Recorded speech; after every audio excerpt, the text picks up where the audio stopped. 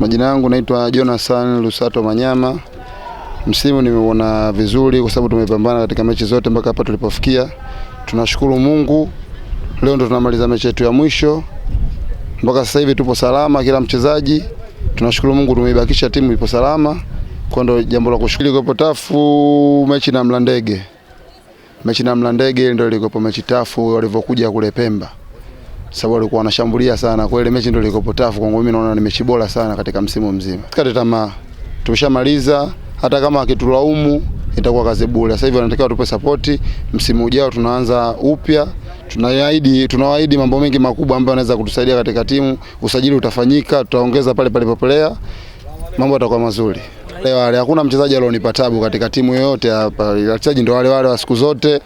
Kikubwa tu maelekezo ya mwalimu tukuyafuata. Ukiambia bwana fanya hivi, ukifuata maelekezo ya walimu kama anavyotakiwa, basi mechi inakuwa nyepesi. Lakini hakuna mchezaji ambaye useme kwamba kawa bora kuliko sisi, hapana.